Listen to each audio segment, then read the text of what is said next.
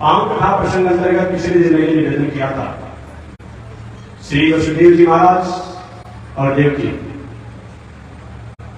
दोनों को कंस ने कारागार से मुक्त कर दिया। भगवान श्री कृष्ण ब्रज में गोकुल में यशोदा जी के पुत्र बनकर के सुस्नेह को पूरे ब्रजवासियों द्वारा गोकुलवासियों द्वारा प्राप्त कर रहे हैं। पूरे ब्रज में महोत्सव मनाया गया। महोत्सव शब्द का अर्थ होता है जिसमें अपने को, अपने धन को, अपनी स्थिति को उस उत्सव में ही लय करें। पूरे ब्रजवासी नंद महोत्सव मना रहे हैं। नंद महोत्सव के अवसर पर अलग अलग टोलियों में ब्रज गोपियां आ रही है, बूढ़ी गोपियां आ रही है, सभी बालक को मंगल कामना कर रहे हैं। उसी नंद महोत्सव के पावन अवसर पर बहुत भाव शंकर जी भी आए। बहुत भाव शंकर जी जब चलने लगे, पार्वती जी ने कहा महाराज कहां जा रहे हैं बिना पूछे? फिर मैं जा रहा हूं नंद महोत्सव में। भगवान शंकर नंद नंदन, वसुदेव नंदन, यशोदा नंदन, देवकी नंदन ब्रज में आए हुए उनके दर्शन करने लगा। वो पावन शंकर जी भी उस महोत्सव में समझ हुए। आनंद ही आनंद है चारों तरफ। जो सुन रहा है कि नंद बाबा को पुत्र हुए हैं, ये माने हमारा ही बेटा है। सब लोग लुटा रहे हैं, सब लोग बांट रहे हैं, सब लोग गा रहे हैं, सब लोग नाच रहे हैं, सब लोग उत्सव मना रहे हैं। इधर महीनों वर्षों तक महोत्सव का कार्यक्रम चलते रहा। इस संकल्प लिया गया कि वर्षों तक मनाया जाएगा महोत्सव। जैसे अभी हमारे आचार्य श्री भाष्यकार श्री रामानंद आचार्य स्वामी महाराज का 1000 वर्ष के जयंती महोत्सव को 2017 में उन्होंने मनाया था। भगवान के पास से कुछ गुरुदेव की मंगल कामना है। मेरे मन में भी आया कि हम 10 वर्षों तक भगवान रामानंद आचार्य की जयंती महामहोत्सव को मनाएंगे। तो 2015 से लेकर के 2025 तक मैंने मानसिक रूप में, कहीं किसी एग्रीमेंट नहीं है, किसी कागज पत्र में छपा नहीं है, मानसिक रूप में मैंने संकल्प लिया है कि परमात्मा चाहेंगे, भगवान की कृपा रहेगी, श्री रामानंद आचार्य स्वामी महाराज की कृपा रहेगी, तो हम लोग लगभग 2015 से लेकर के 2025 तक रामानंद आचार्य स्वामी महाराज का महोत्सव मनाएंगे। उसी महोत्सव के पावन अवसर पर यहाँ भी आयोजन पूजा पाठ शुरू होगा और 2025 तक के सब आयोजन शुरू करेंगे। पूरे ब्रज में वर्षों तक महोत्सव मनाने का संकल्प लिया गया है, मनाया जा रहा है। इधर कंस ने अपने सभी वीरों को बुलाया और कहा, हे वीरों, हे दैत्यों, जब से वो आकाश ने वालिका ने घोषणा कर दिया कि वे मृत्यु का कारण अकाल जन्म ले चुका है, मैं घबरा गया। उस शत्रु को ढूंढना चाहता हूं और आप लोग कहीं भी होंगे उसको मार डालिए। महाराज कैसे इसको पता लगाया जाए कि आपका शत्रु कहां है? उससे बहुत ऐसे भी बालक हैं जो निर्मम हत्या हो जाएगी, कहीं तो निर्मम हत्या हो है जो, लेकिन 1 वर्ष से 1 वर्ष तक, 1 दिन से 1 वर्ष भीतर का जो भी बालक है सबको मारो, उसको भी मारा जाएगा। और कंस ने अपने सेवकों को, अपने गणों को उद्घोषित किया, उद्घोषणा किया, सब प्रेरणा दिया। मूलम ही विष्णु देवानाम यज्ञ धर्म सनातन। अभी बहुत झगड़ा चल रहा है, बहुत झगड़ा विवाद चल रहा है। देखिए आज से 6000 वर्ष पहले सनातन शब्द का प्रयोग हुआ है। 6000 वर्ष पहले वेद में तो सनातन शब्द है ही नहीं। लेकिन आज से 6000 वर्ष पहले भी समाज शब्द का प्रयोग किया गया है। भागवत में मूलम ही विष्णु देवाना यत् धर्म सनातना तस्य च ब्रह्म गोविप्रास्पतो यज्ञास दक्षिणा। कंस ने अपने गणों से अनुचरों से कहा कि मूलम ही विष्णु देवाना, सारे देवताओं का मूल स्थान विष्णु है। सारे देवताओं का मूल स्थान है वह विष्णु है। वह विष्णु देवताओं की रक्षा में रहता है। वह विष्णु देवताओं का मूल आधार बना हुआ है। वह देवता यज्ञ धर्म सनातन, वह देवता उस विष्णु को सनातन के द्वारा जानते हैं। वह सनातन दस ब्रह्म वो भी प्राप्त करो। वह सनातन जो है धर्म के द्वारा, वेद के द्वारा, गाय के द्वारा, सदाचारी विद्रोह के द्वारा, तप के द्वारा, यज्ञ के द्वारा इसी पर टिका हुआ है। इसी पर वह विष्णु टिका हुआ है। अतः इन सबको स्वीकार करता है। जहां ऐसा होता होगा, कहीं धर्म होता होगा, उसको जाकर रोक लो। ब्राह्मण को, वेद को, गाय को, सदाचारी को, तप यज्ञ जो करने वाले हैं सबके बाधा पहुंचाओ। और उस बाधा पहुंचाने पर विष्णु आएगा और आकर के रुकना चाहेगा। उसी समय उस विष्णु से देवताओं को पलायन हो जाएगा। कंस के सेवकों का महाराज ऐसा कुछ राज्य में किया जाएगा तो कोई प्रजा विरोध हो जाएगा। ऐसे कोई पूजा कराओ, कोई पाप कराओ, कोई जग कराओ, कोई दान कराओ, कोई तीर्थ कराओ, कोई व्रत कराओ और उसको रोक लगाएंगे तो जनता में आक्रोश हो जाएगा, प्रजा नाराज हो जाएगी। कहीं आपका गति जो है अस्थिर हो जाएगा। महाराज इस पर विचार कीजिए। तो आगे कंस ने कहा सुनो, जो सदाचारी लोग हो, जो गाय हो, जो तपस्वी हो, जो सत्यवादी हो, जो जमी माने क्या होता है? अहिंसा, सत्य, अस्तेय, ब्रह्मचर्य, अपरिग्रह, इसको हम कहते हैं। जो धीरज, क्षमा, संतोष इत्यादि से जीवन जीने हो, ये सब भगवान का स्वरूप है। भगवान केवल राम कृष्ण के रूप में नहीं होते हैं।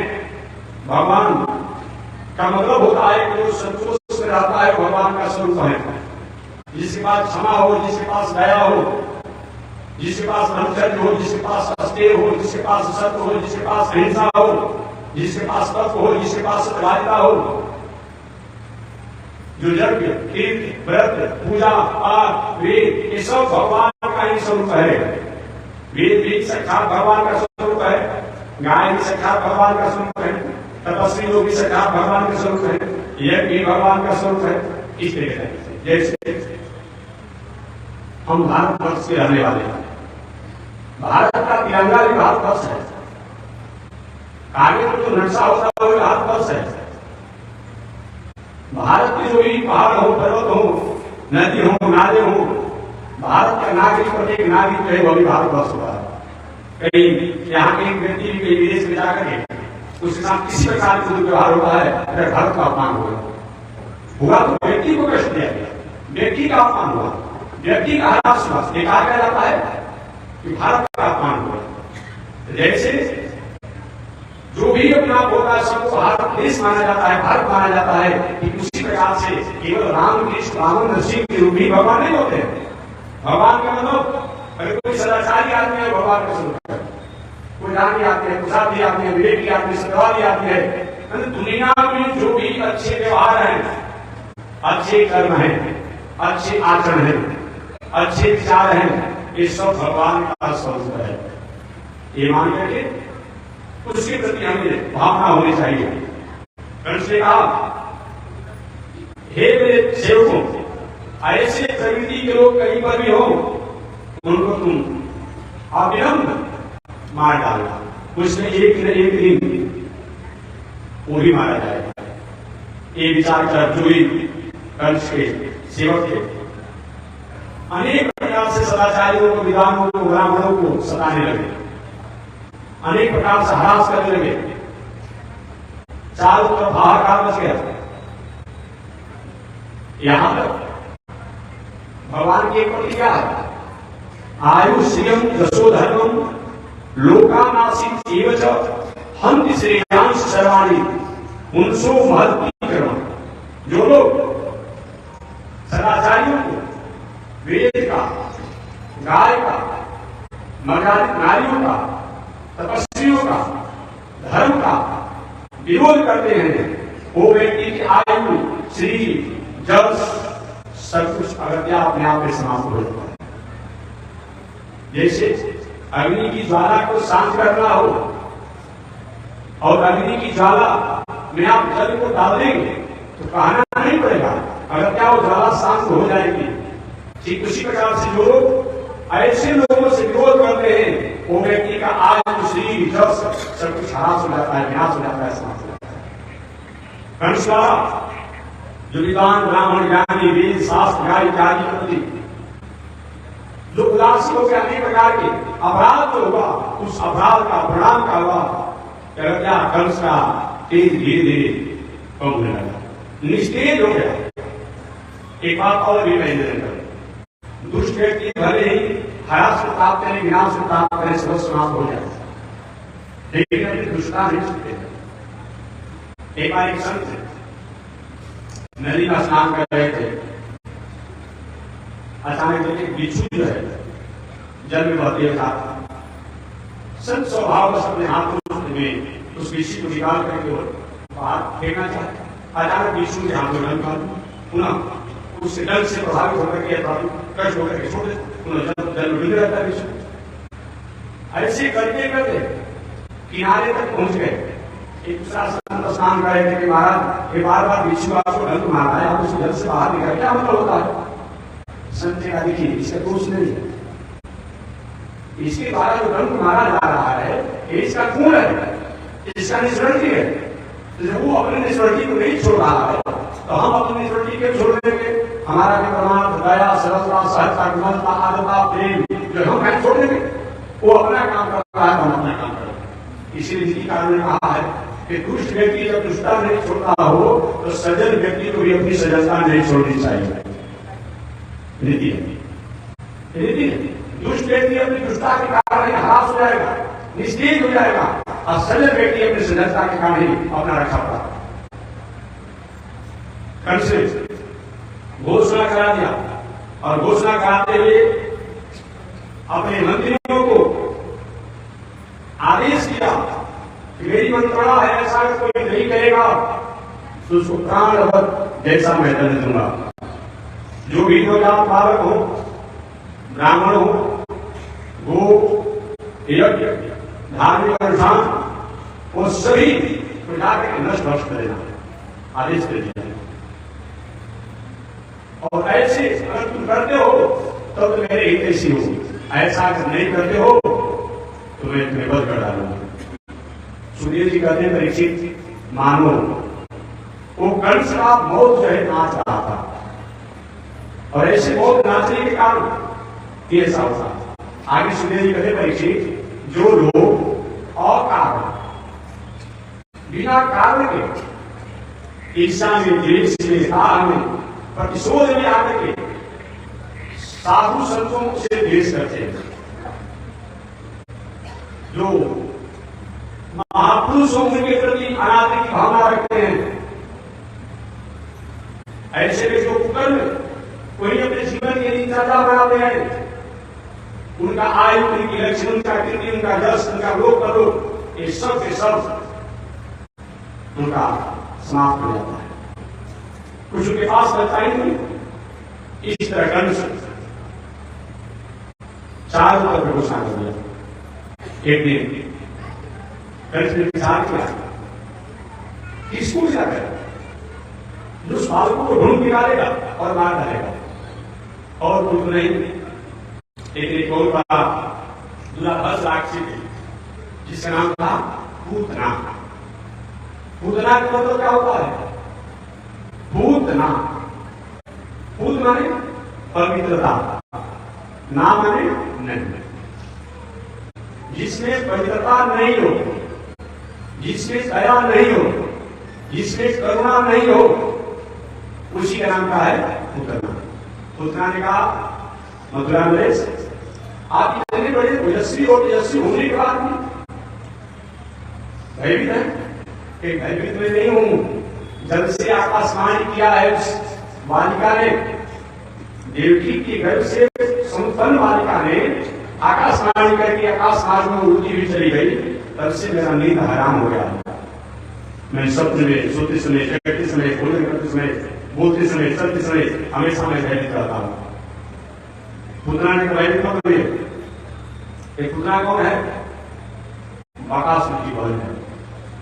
बकासुर की बहन है पुतना कि महाराज मैं उस बालक को ढूंढ निकालूंगी और उसको मार डालूंगी।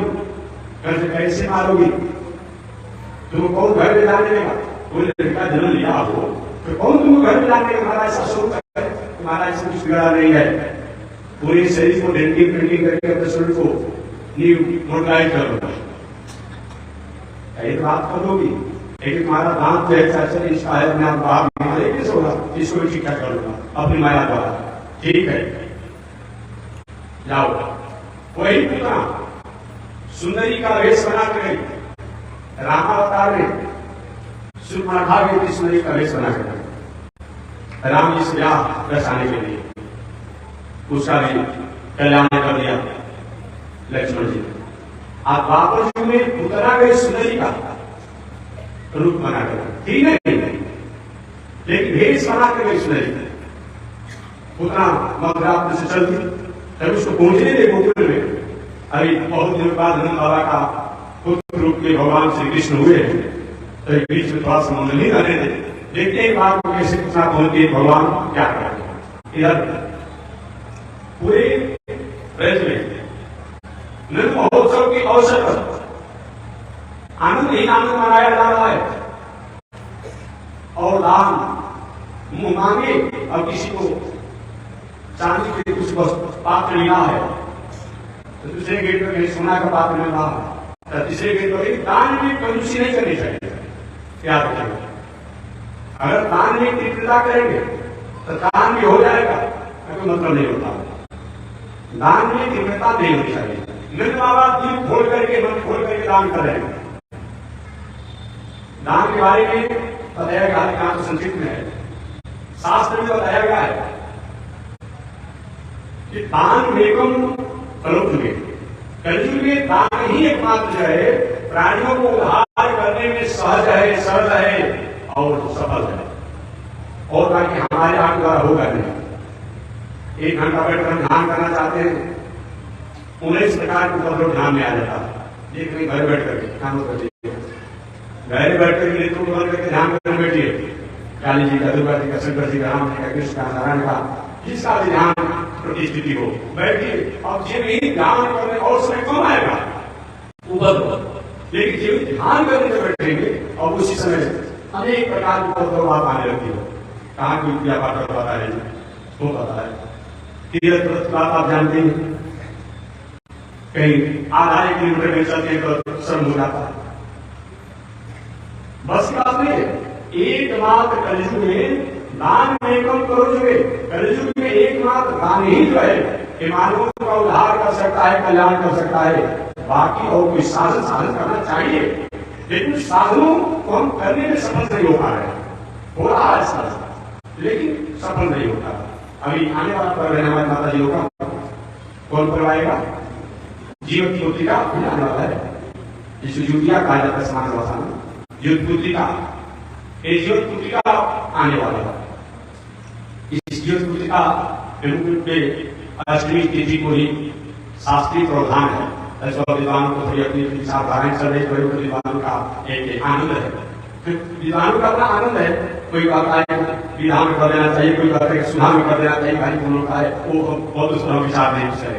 लेकिन अष्टमी में और संभव हो तो पूरे तिथि में ही होना चाहिए। जैसे एकादशी जो है, एकादशी पूरे तिथि की महत्व है। 10वीं हो, बाद में एकादशी हो, ऐसे एकादशी नहीं करने के बराबर है। दशमी की हो, बाद में एकादशी हो, ऐसी एकादशी को नहीं करने के बराबर है, करे या न करे कोई मतलब होता नहीं। अरे ऐसे भी तो व्रत किया जाए, पास रह जाए तो पाप भर लग जाएगा, लेकिन जिस उद्देश्य को लिए किया जाता है वो काम नहीं होगा। ठीक वही बात इसमें भी है कि जिन पुत्रिका में अष्टमी प्रधान तिथि होती है, याद रखिएगा, तो अष्टमी प्रधान जो तिथि होती है तो अष्टमी जब पड़े उसकी जो पुत्रिका मनाना चाहिए, ये बताया गया है। और कुछ लोग कहे सप्तमी भी है, बाद में अष्टमी हो गया, यही करें कि अष्टमी अगला दिन है बहुत अल्प समय करना चाहिए। तो हमारे वैदिक सनातन परंपरा के अनुसार बताया गया है एक अल्प समय करके जिस तिथि में जो पर्व उत्सव महोत्सव हो, जो पर्व उत्सव महोत्सव एक मुहूर्त के लिए भी हो, अल्प समय के लिए हो, सूर्य उदय होते समय जो तिथि होता है, जो पर्व होता है वही मान्य होता है। तो आप अपने अनुसार देख लीजिएगा अष्टमी का सूर्योदय किस हो रहा है, ये समझिएगा। इन्हें के सप्तमी भी हो अष्टमी भी हो, तो ऐसे दोनों से जो है ये थोड़ी असमंजस हो जाता है। अष्टमी हो बाद में नवमी आ रहा है, लेकिन सूर्य ने अपने आप उदय में अष्टमी हो, अच्छी बात है। दीवारों का अपना विचार है, हमारा उस विधा तो नहीं जाएंगे, दीवारों के जज्जियों का भी निर्णय है, प्रसंग हो सकते हैं। तो बताया गया कि मानव मात्र के कल्याण के लिए साधन को बहुत से अल्पस्य काल भवस्य वेगा अनेको मुनिर्जस कृत प्रमाणो। अल्पस्य काल, अल्प काल है, भवस्य वेगा, बहुत से भी नहीं, अनेकों मुनियों के अनेक प्रमाण है। एक पर्व करने के लिए 10 मुनियों का 10 को प्रमाण हो जाता है। हम किसी ने कहा ऐसे होना चाहिए, हम किसी ने कहा ऐसे होना चाहिए, हम किसी ने कहा ऐसे, थोड़ा सा भ्रम हो जाता है। क्या करना चाहिए? जो भी कर रहा है, जो सप्तमी से युक्त कर रहा है द्वितीया करने के लिए कहा, अपने आप में कोई खराब नहीं कर रहा। जो अष्टमी से युक्त नवमी में कर द्वितीया भूल लेना चाहिए, कोई खराब नहीं कर रहा। क्योंकि ऋषियों का सबने उसको पक्षिया उसको बताया, पर अंत में यही निर्णय करना चाहिए। हमेशा मैं निवेदन करता हूं कि कितने मनु स्मृति सतयुग में मनु जी महाराज द्वारा जो पूजा पाठ व्रत इत्यादि जो बताया गया है, वो कहीं विवाद होता हो तो विवाद में सतयुग में मनु जी की बात मानी जाती है, आदि माना जाता है। लेकिन विवाद किसी को प्रधान होता था। कितने मनु स्मृति, त्रेता गौतम स्मृति, त्रेता की गौतम ऋषि, द्वापरिक संख्य लिखित और द्वापर युग में संत और लिखित ऋषि, कलौ पराशर स्मृति। कलयुग में पराशर ऋषि ने जो बताया है शास्त्रीय कलिपाटी, वह मान्य होगा विवाद की स्थिति में। विवाद नहीं हो तो कोई बात नहीं है, लेकिन विवाद की बात आती हो वहां। दूसरी बात, वर्तमान समय में धर्म सिंधु, निर्णय सिंधु, इन दोनों का भी थोड़ा सा सहारा लेकर एक शास्त्र का प्रमाण देकर के और अंतिम निष्कर्ष भी बताया गया, कुछ अनुसार निर्णय करना चाहिए। तो मैं निवेदन करना चाह रहा था कि स्मृतियों में लिखा हुआ है दान एक करोगे, बताया गया है। कलयुग में सभी प्रकार के साधन श्रेष्ठ हैं, लेकिन दान जो है कलयुग में सबसे उत्तम बताया गया है। कलयुग में दान जो है सबसे श्रेष्ठ बताया गया है। करो नास्तेव नास्तेव, हे दुनिया में रहने वाले लोग, मानवों के कल्याण के लिए बहुत से साधन हैं, लेकिन साधनों में जो कलयुग में बताया गया है दान में कम करो जो ये सबसे श्रेष्ठ बताया गया है। दान माने को रुपये पैसा दान नहीं, पास नहीं देगा। हमारी जैसी सामर्थ्य हो उसके अनुसार उसको शेयर करना। बात समझे? हमारी किसी का एक्सपीरियंस हो, हमारी योग्यता हो, हमारी क्षमता हो, उसको शेयर करना। अपने अलावा उससे अधिक से अधिक लोगों का जो भलाई हो सके वो काम करना। मान लीजिए आपने शास्त्रों को जाना, समाज रहते, अपने वाणी द्वारा संदेश लीजिए, कान पवित्र है, इस कानों से सुंदर शब्दों को सुनना ये भी दान है। आंख जो है, आंख से अच्छे दृश्यों को दर्शन करना ये भी दान है। वाणी है, इस अच्छे शब्दों को उच्चारण करना, गायन करना ये भी दान है। शीत को आदरणीय लोगों के सामने झुकते रहना, आदर की भावना होना ये भी है। पैर जो है, इस पैर को अच्छे लोगों पर पहुंचाना ये भी दान है। समय से वस्त्र दान, दवा दान, अन्न दान, भोजन दान ये दान सब जानते हैं। समय से उत्सव महोत्सव के अवसर पर नदियों में जाकर स्नान करना, देवता देवी के प्रति आदर की भावना होना, ये सब दान नहीं है। सबका नाम दान है। बताया गया है और युगों में और साधन थे, परंतु कलयुग में दान में कम करो जुगे। कलयुग में एकमात्र दान है मानव के कल्याण के लिए सबसे सरल और सहज उपाय है। अल्पस्य काल बहुत विघ्न, अल्प काल है बहुत से विघ्न है। अनेकों मुनियों के अनेक प्रमाण है क्या करना चाहिए। अंत में यही बताया गया है कि कलयुग में मानव के उद्धार के लिए दान जो है सबसे कल्याण में बताया गया है। इतना ही नहीं, दान दुर्गति नाशक, दान के द्वारा हमारी दुर्गति का भी नाश होता है। एक पहले मैंने कथा को सुनाया था कि गलती से अच्छे पात्र को, अच्छे लोगों को दान कर दिया जाए तो उसके द्वारा हमारा जीवन कल्याण हो जाता है। आजामिल जी ने भगवान का नाम का जप नहीं किया था, अपने बेटा के नाम का जप किया था, लेकिन उनके बेटा के नाम तो पहले का है नहीं, नारायण नाम तो पहले भगवान का है। भले ही पुत्र की भावना से किया, लेकिन उनका उद्धार हो गया, पता जानते होंगे उद्धार हो गया। पिंगला नाम के वेश्या से अपनी वेश्या की जो दिनचर्याएं होती है, उन वेश्या की दिनचर्या से ही अपना जीवन को बिताती थी। उसके पास एक सुगा था, वो अपने आत्म कौतूहल के लिए, अपने आनंद के लिए उस सुगा से सीताराम राधे कृष्ण श्रीमन नारायण बुलाते रहते थे। सुगा बोलो, ये भगवान से प्रेम के कारण नहीं। इसी तरह से अपना सुगा आज भी बहुत कम परंपरा हो गया है। पहले जमाना के साल में हर घर में पियड़े और सुगी को तोती को खा देते थे, उसी से उसका उद्धार हो गया। कभी भजन गाता हूं कि हमने सुना है तुमने पिंगला को उतारा, हमने सुना है तुमने वेश्या को उतारा, तोते का करके बहाना शाम हमको बिता रहा। और समझिए हुआ कि ठीक इस वेश्या ने कुछ नहीं पूजा पाठ तपस्या किया है, लेकिन अपने तोता द्वारा तो भगवान का नाम लो विचार करवाया है। अब इसका उद्धार हो जाना चाहिए, उद्धार हो जाना चाहिए। अब हो गया उस वेश्या का उद्धार। एक पौराणिक कथा बार मैंने सुनाया था, एक वेश्या जी एक वाटिका से सुंदर सुगंधित पुष्पों को तोड़ करके ले जा रहे अपने बालों को श्रृंगार करने के लिए। दक्षिण भारत, महाराष्ट्र, राजस्थान और उधर लोग माताएं हमारी पुष्पों का श्रृंगार करते हैं। इधर परंपरा नहीं, इधर प्रचलन नहीं है। लेकिन दक्षिण भारत में आप जाएंगे, चाहे महाराष्ट्र जाए, राजस्थान जाए, केरला, कर्नाटक, आंध्र, तमिलनाडु इत्यादि क्षेत्रों में जाएंगे, यहाँ की पूजा जाएंगे तो वहां की माताएं कहीं आभूषणों का श्रृंगार तो होता ही है, लेकिन पुष्पों का श्रृंगार भी वहां के दिन सजा है बताओगे। तो ही वेश्या एक सुंदर वाटिका से पुष्प को तोड़ करके सुगंध ले जा रही। अचानक कुछ ले जाते समय दो चार सुगंधित पुष्प कहीं गिर गए, वेश्या आगे की तरफ पड़ गई। मां की सुशी मां के पुजारी जी जा रहे थे, पुजारी ने बोला था पुष्प सुगंध है, और वो गिरे हुए पुष्प को कहा ले पुजारी कि मेरे भगवान को मैं सलाम का पुष्प आनंद आ जाएगा, आनंद आ जाएगा। पुजारी जी ने उस पुष्प को ले लिया और लेकर इसके पहले में बताया था कि फूल, तुलसी, बेलपत्र, समीपत्र, माला इत्यादि को जल से धोना नहीं चाहिए। जल से धोने के बाद वह तुलसी, बेलपत्र, समीपा का माला जो है वो अशुद्ध हो जाता है, आसन से अशुद्ध हो जाता है।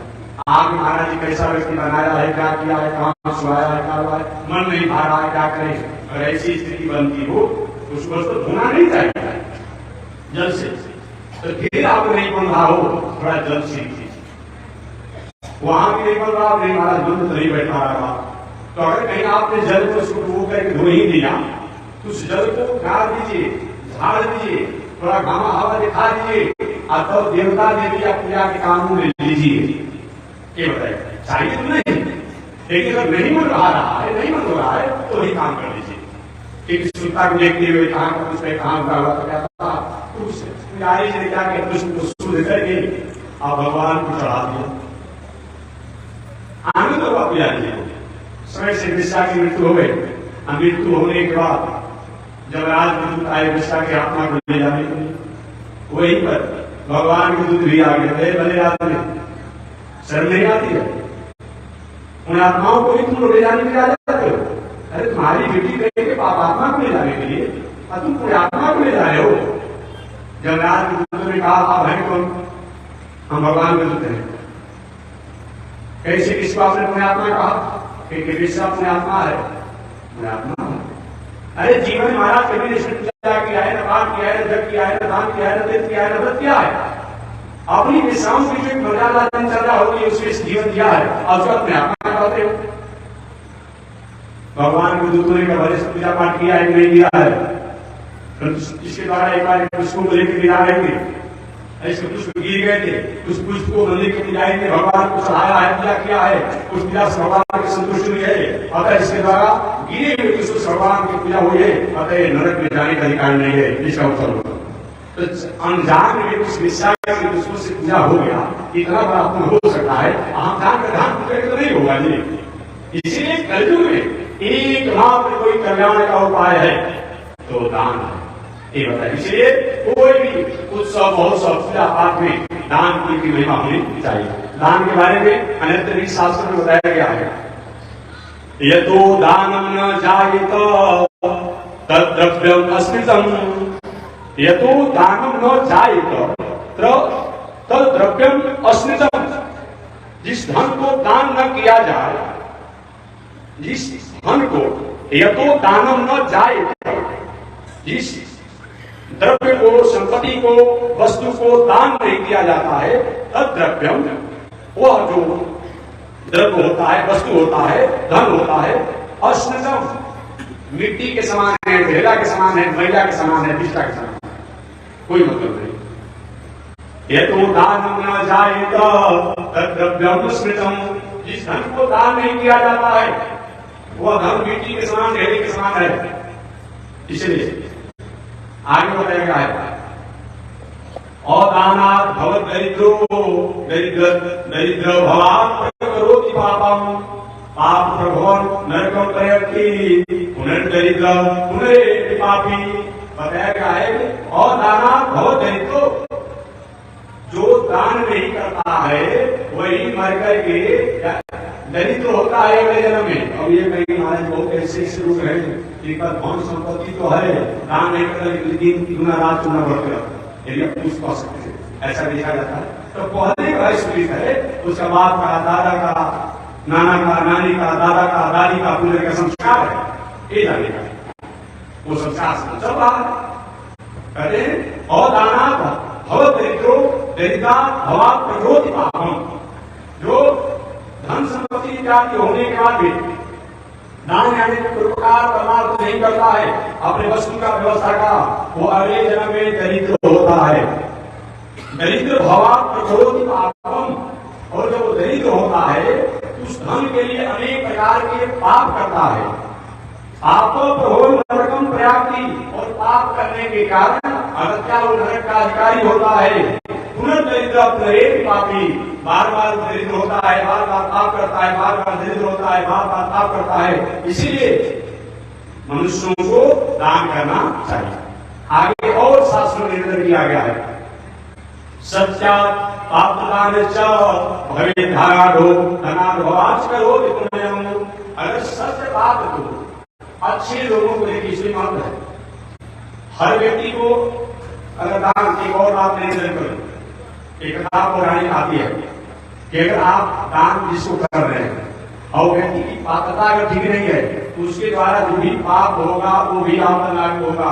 देहात के हम लोगों को क्या है, हमने दे दिया उनको जो गुजारिश कर, उसको तो जो गुजारिश होगा ही, लेकिन आपको भी होगा। एक बार एक बहुत बड़े इसी तरह विचारधारा को मानने वाले थे, हमको देना है वो क्या करना से मतलब नहीं, कम से कम बुद्धि विकसित करना चाहिए। एक बार एक और बड़े धर्मात्मा थे, उनके पास एक दरिद्र आया, उन्होंने उसको 1 रुपया दान दिया। 1 रुपया दान दिया, वो व्यक्ति 1 रुपया कर दिया, उस 1 रुपया में 25 पैसा का उसने बंसी खरीदा। 25 पैसा का बंसी को खरीदा, जो उसे आगे होते वो खरीदा। 25 पैसा अपने व्यवहारिक कानून में इस तरीका से रुपया को 1 रुपया कुछ खर्चा कर। समय पाकर के हो गए कुछ बंसी से रोज मछली मारना, हिंसा करना और मछली के साथ जैसा व्यवहार होना चाहिए व्यवहार आप जानते हो। समय पाकर के उस व्यक्ति को तो अधोगति की बात होती है, नरक की बात होती है, लेकिन जो दान देने वाले व्यक्ति थे उनके लिए भी जमराज के दूत आ गए और उनको भी नरक की यातना में जानी पड़ी। तो ऐसा कि कोई जीवन में कोई पाप किए नहीं है, वह पाप तो नहीं किए हैं, लेकिन अगर उस अपात्र को पात्र को अयोग्य आदमी को अगर एक क्या दान नहीं दिए होते तो क्या उससे वो वंशी करता, और वंशी नहीं करता तो उसके द्वारा हिंसा नहीं होता, तो जो उसके द्वारा पाप हिंसा हुआ है इनका दूसरी पर भी लगे। अरे आपने किसी उदाहरण दिया हो जाए तो सोचा को हम नहीं कहेंगे, थोड़ा जग का समय आराम डर लगता है, अब नाराज हो जाएंगे, व्यवस्था बिगड़ जाएगी, इसलिए कहना पड़ता है क्वेश्चन। अब कहीं दिए अब जाकर कहीं हो गया, आप समझिए नहीं कहेंगे, आवाज नहीं कहेंगे, इशारा कर देंगे। अब बताइए एक उल्टा खा गया, फिर जुआ खेल गया और कुछ किया तो उसको तो होगा, लेकिन देने वाले नहीं होगा, और आप नहीं दिए होते ऐसा होता नहीं होगा। इसलिए कहते हैं हमारे यहाँ पर शास्त्र सत्या आपका दाना भवे धनाढ़ो, सत्य पात्र को अच्छे लोगों को अगर दान दिया जाता है तो भवे धनाढ़ो, वो धनाढ़ होता है, धन होता है धनाढ़ो, और धनाढ़ भवाच्य करो भी पुण्यम, और जो धनी होता है तो अनेक प्रकार के पुण्य करता है, स्मृति करता है, पुण्य प्रभाव त्रिदिवम प्रयाति, और उस पुण्य के प्रभाव से वह स्वर्ग इत्यादि लोग को प्राप्त करता है, पुनर्धनाढ्याम नरेश लाता, और पुनः अपने आप में संसार में जन्म लेता है, पुनर्धनाढ्य जन्म लेता है। और समझिए सब जन्म लेता है, घर घर जन्म लेता है, गरीब घर जन्म लेता है। अब गरीब घर जन्म लेता है बेचारा जीवन भर अपने कपड़ा सब बिकाने में लगा रहता है, धनी आदमी बेचारा अपने आप जीवन क्यों ऐसा होता है? कोई तो कोई है। अगर केवल ये माना जाए इसी शरीर की बात है तो छोटा बालक ने कौन गलती कर दिया? अरे जन्म लेने वाले बालक ने किसी गाली भी नहीं दिया, किसी बोला भी नहीं है, आखिर फिर क्यों ऐसे हो रहा?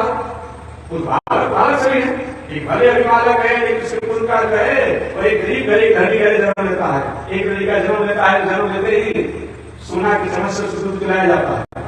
एक लड़की का जन्म लेता है, अपने आप किसी जन्म लेने के बाद किसी माता पिता उसको सुला देते हैं और मजदूरी करता है, पूरे शाम साथ खिलाते हैं। ऐसा क्यों होता है?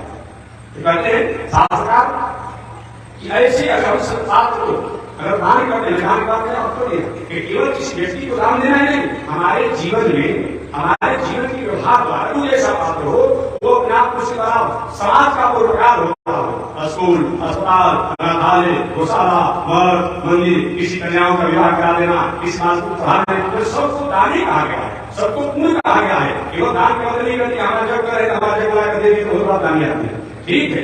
केवल यही नहीं, दान का मतलब हमारे वस्तु द्वारा, हमारे व्यवस्था द्वारा, हमारे व्यवहार द्वारा, हमारी संपत्ति द्वारा जो समाज का प्राणियों का उपकार होता हो, प्रकृति का उपकार होता हो, तो सबको दान कहा गया है। ये सब होना कहते हैं इस प्रकार पुनर्धनाढ्याम पुनरेकदाता, इस प्रकार जो व्यक्ति सत्पात्र को दान करता है इसके द्वारा वह अपने बार बार धनाढ़ और बार बार से काम होता है। आगे एक और बात शास्त्रकार कहते हैं दान के बारे में, याचका नैव याचन्ते बोधयन्ति गृहे गृहे, याचका नैव याचन्ते बोधयन्ति गृहे गृहे। याचका माने याचना करने वाला, मांगने वाला, जो मांगते हैं जिसको आप अपनी भाषा में करते हैं, जिस भिखारी भी आप अपनी भाषा में करते हैं। याचका नैव याचन्ते, केवल भिक्षुक जो है, केवल भिखारी जो है द्वार द्वार पर जाकर के भिक्षाई नहीं मांगता है, भिक्षी नहीं मांगता है।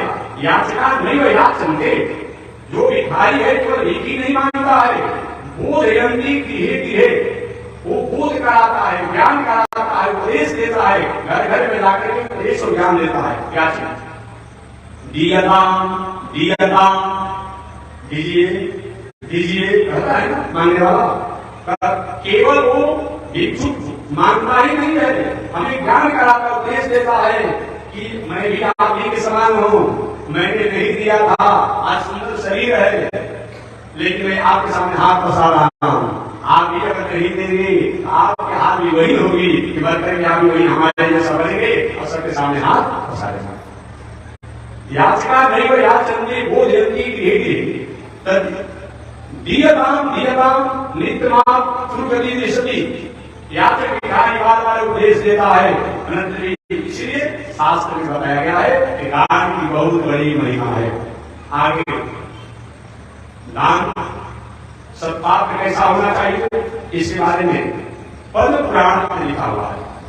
पद्म पुराण में लिखा हुआ है कि किसको दान देना चाहिए। धूम्रपान रते विप्रे दानम कुर्वन्ति ये नरा ते नरा नरकम यान्ते ब्राह्मणा ग्राम सुकरा।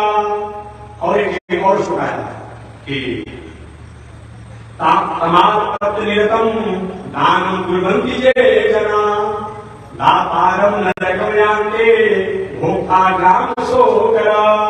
दोस्तों आया है पुराण में। एक धूम्रपान रते विप्रे, धूम्रपान में आप समझते हो बताना नहीं, केवल धूम्रपान में जो भी चीजों को सेवन करने से हम अपने स्वरूप से थोड़े से चंचल हो जाते हों, सब धूम्रपान।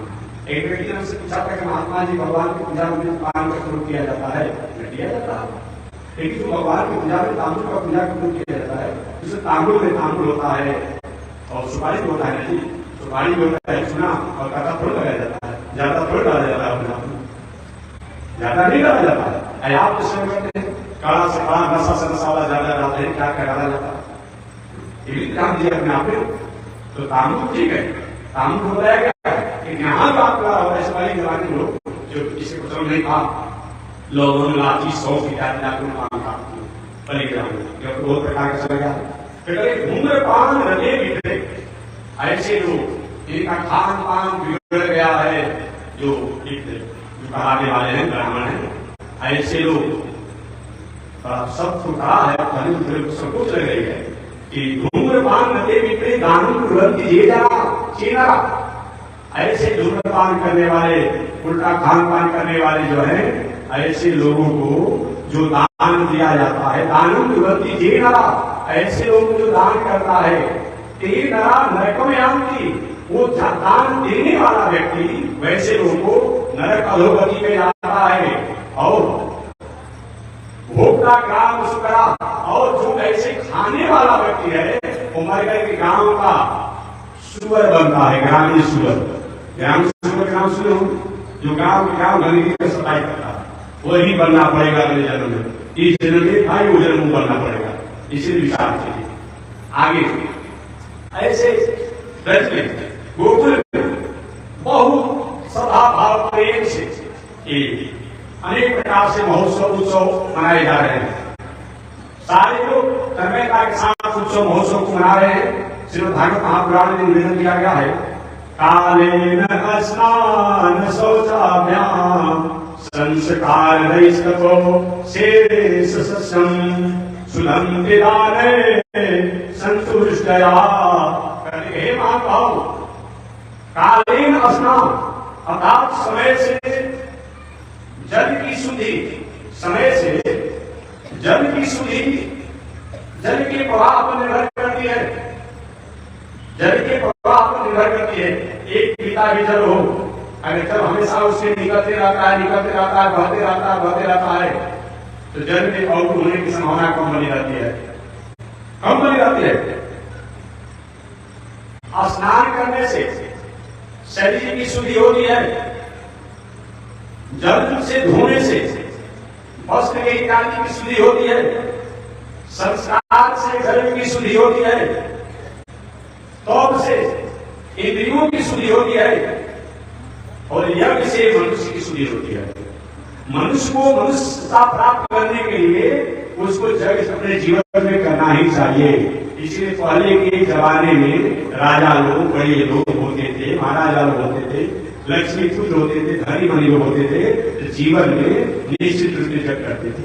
उनकी ऐसी मान्यता थी, शास्त्र ऐसी अपने आप है, हम नहीं चाह सकते भी जो भी धन कमाया जाता है, जो भी धन कमाया जाता है, पद कमाया जाता है, प्रतिष्ठा प्राप्त होता है, नहीं चाह करके भी उसमें थोड़ा सा 19-20 व्यवहार करना ही पड़ता है, ऊंच नीच व्यवहार करना ही पड़ता है। जो बहुत बड़ा व्यवसायी हो, ईमानदार बहुत हो, फिर भी भाव को लेकर थोड़ा सा मुझे भाषा होना ही पड़ता है। अब कोई आया बहुत बड़ा आदमी है, अरे भाई दाल कैसे है, चावल कैसे, आटा कैसे है, चीनी कैसे है, कि देखिए भाई कर देते 40 रुपये, लेकिन आप हमारे आदमी हैं तो आप कौन 40 रुपये देंगे, जब कर दे तो आप 20 रुपये कहना ही पड़ेगा। नहीं चाहकर के भी व्यवसाय में आप हैं तो आपको 19-20 घुमाना ही पड़ेगा। एक बड़ी बात है, यदि आप जो कुछ भी काम है उसे थोड़ा सा 19-20 घुमाएगा जीवन तो होते रहता है। अगर एक बात और मैं कहता हूँ वर्तमान समय में ये मोबाइल का ऐसा युग हो गया है, ये व्यक्ति नहीं कर सकता है कि जो मोबाइल का उपयोग करने वाले हैं तो हम सूक्ष्म नहीं होते, ये नहीं कर सकता। हम इतने कभी हमारे पास बैठे रहते हैं, लोग कहीं फोन आ जाता है, बैठे हमारे पास और आज फोन कहाँ है, धैर्य में बाहर हो और बाहर तो भाई हमारे पास नहीं कर सकते। आप जगह बाहर होना किसी काम में काम नहीं जुट नहीं हो, इसको रोक सकता है, हो ही नहीं सकती। अपने मोबाइल में भाग गया है, ये समझ नहीं है मैप में। इसीलिए मानव जीवन में हमारे नहीं चाहने के बाद भी या चाहने के बाद भी हमारे जीवन में कुछ ऐसे बाहर हो जाते हैं। इसलिए समय से कभी कभी यह होना चाहिए देवताओं के लिए, पितरों के लिए, प्राणियों के लिए स्वाहा स्वाहा स्वाहा, ये देवताओं को प्रसन्न करने के लिए, आप प्राणियों को प्रसन्न करने के लिए आहा आहा भोजन कराइए, पूजे मत कराइए, प्राणियों के भोजन कराइए। आप पितरों के लिए पितरों का चला है ना, ऐसे को चला पितरों के लिए एक दिन पूछा महापुरुष ने कि महात्मा जी बताइए कि सास ससुर जिंदा है क्या करें, श्राद्ध तर्पण करें, आपने आता होगा कोई कहते माता जी पिता चले श्राद्ध करें। देखिए एक बात में सार्वजनिक बात हो रहा, एक समान शास्त्र होता है, एक विशेष शास्त्र होता है। मैं आपसे निवेदन करना चाहूंगा, माता हो, पिता हो, नाना हो, नानी हो, मामा हो, जो अपने आप में सास हो, ससुर हो, ठीक है परंपरा है कौन रहना चाहिए, करना चाहिए, कौन नहीं करना चाहिए, लेकिन हम करते हैं जिससे कोई नुकसान होने वाला बात।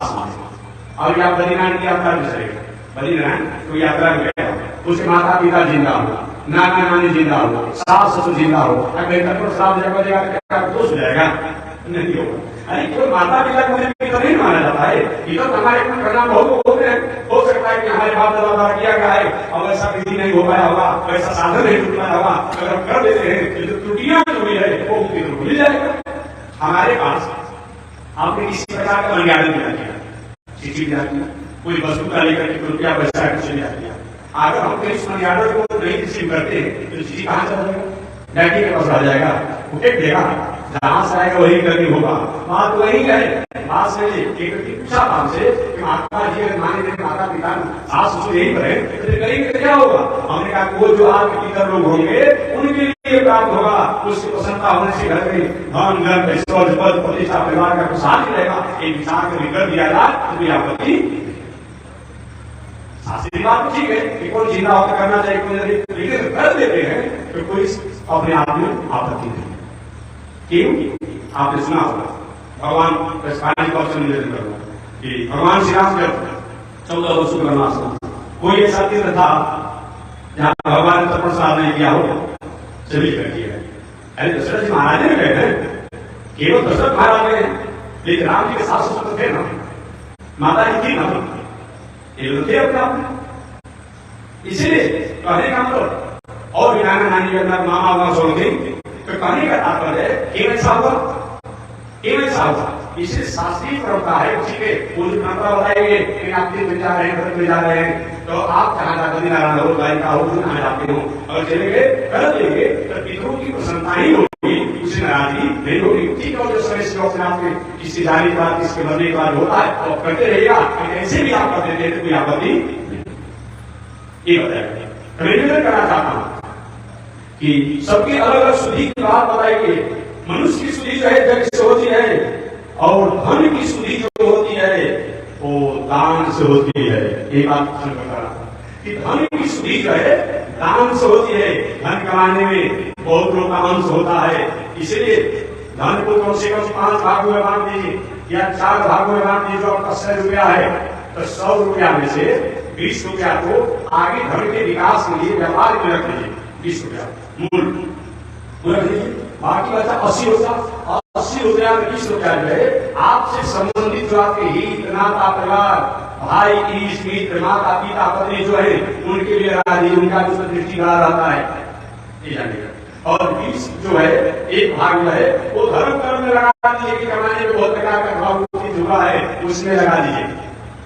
आप 20 जो बच रहा है उससे आप व्यवसाय कीजिए। क्या कीजिए?